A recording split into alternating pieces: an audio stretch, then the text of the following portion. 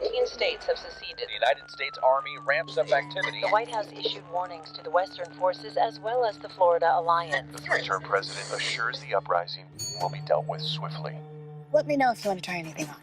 Hi, I'm Sophia Jessica, and this is Angel, and welcome to the Fan Carpet. I play Lee Smith, who's a war photojournalist, and I guess, we had 2 weeks of rehearsal on the film, and we watched a lot of documentaries and films, and then read the news. And so a combination of that, plus my own personal work, and got a camera in my hands as soon as I got the role, and just tried to find authenticity within myself to portray this role. It's just what this film was.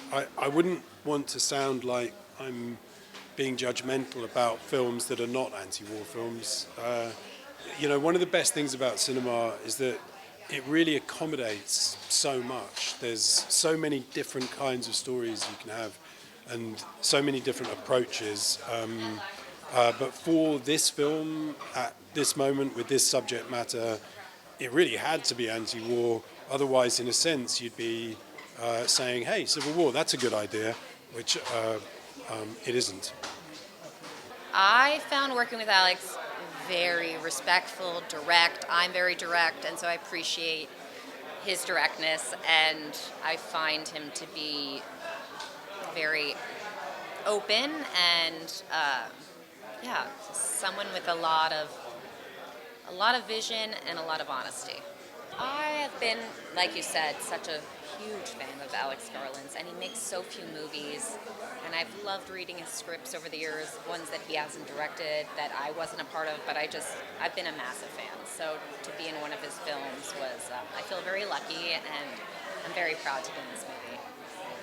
This is true. I always think that the thing I'm doing is likely to be the last thing I do, because I think I'll never be able to get back like this to make a project like this again. And so I just kind of go for it as hard as I can. And in terms of the issues, I don't think the films are ever prescient.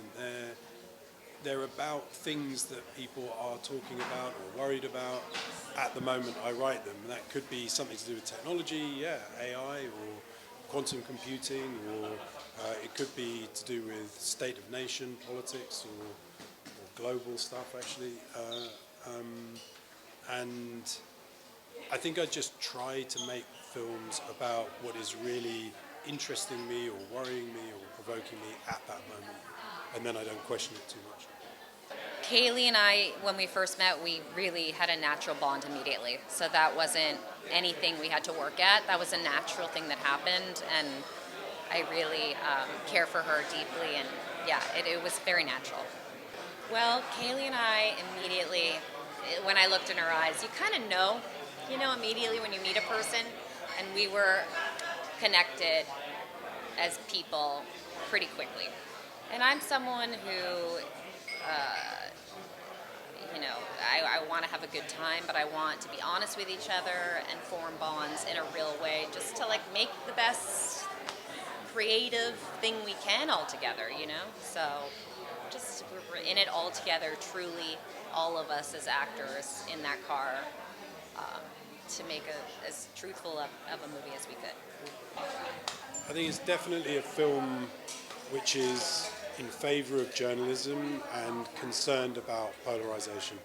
I watched a lot of documentaries, and for me, the Maria Colvin documentary, even though she's a photojournalist, Under the Wire, spoke to me the most in terms of how I kind of saw Lee's spirit, I think. But I don't know. I use a lot of self-work to ground myself. It's hard. I read Lindsay Adario's book as well. I found my own pieces quietly, I guess.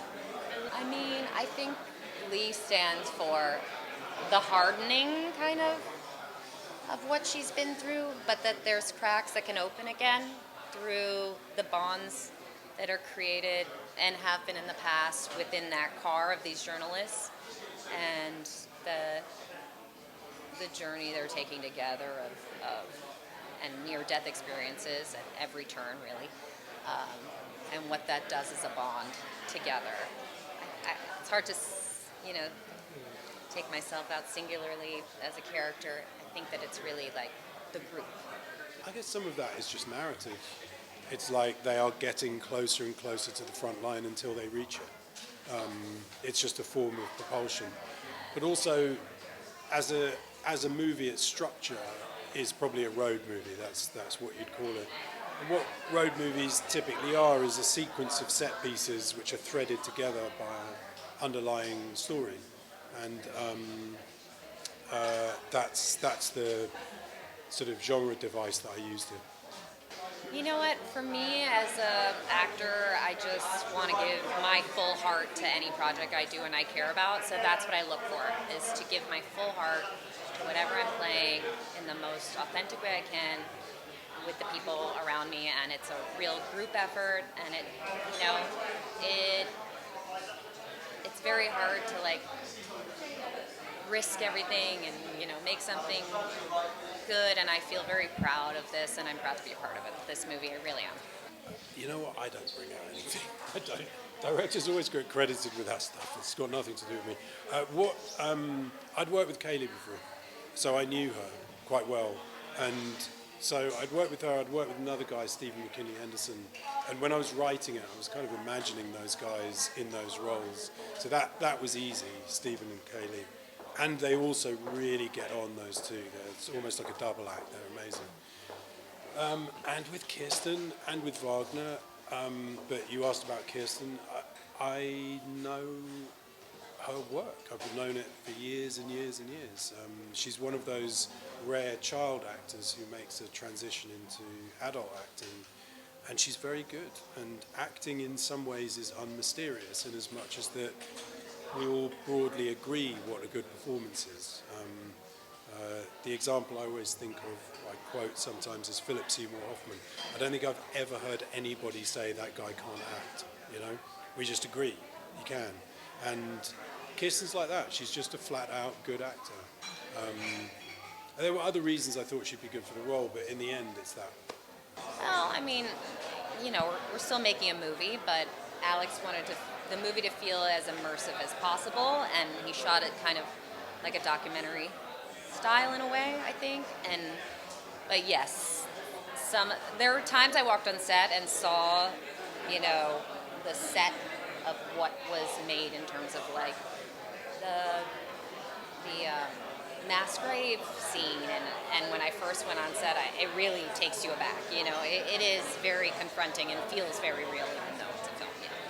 I think probably post-apocalypse narratives stick around because I always worry I'm using this word incorrectly, but I'm going to try anyway because it's cathartic. You get to live through something or think about something in a completely safe way, and so that tends to be their appeal. I think this has got a slightly different edge to it, which is that there are elements of it that maybe don't feel too distant. I'm not sure everybody is deeply worried about alien invasion or zombie apocalypse. It makes it easier to distance yourself from it.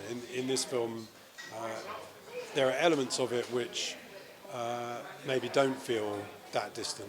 And even if they're taken to real extremes in the film, they're sort of the green shoots of that problem can be observed. So, yeah.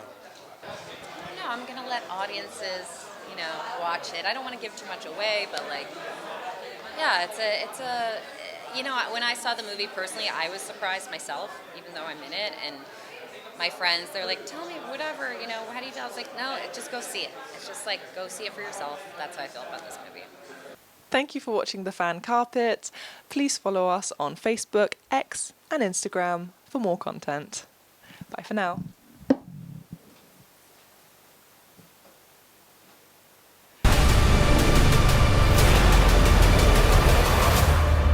God bless America.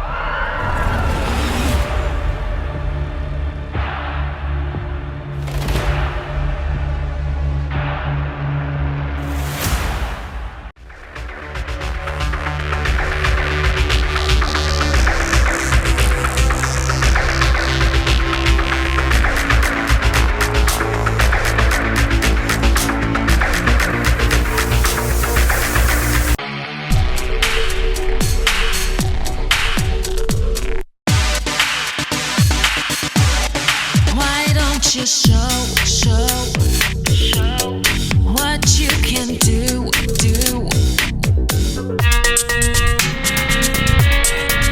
I hear a siren.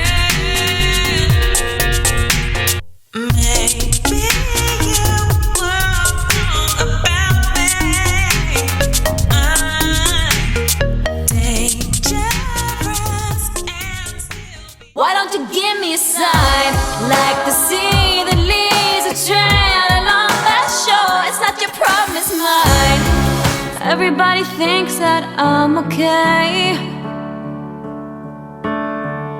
Sometimes I think I am too. I'm on the outside looking in, I'm waiting for the shockwaves to begin. Oh, won't you let me hold you for one time? Just a rainy day in a London cafe, a London cafe. So give me one last serenade. Say to me, or swear at me till the night turns into day. And it was a shame when daylight faded, because we didn't notice at all.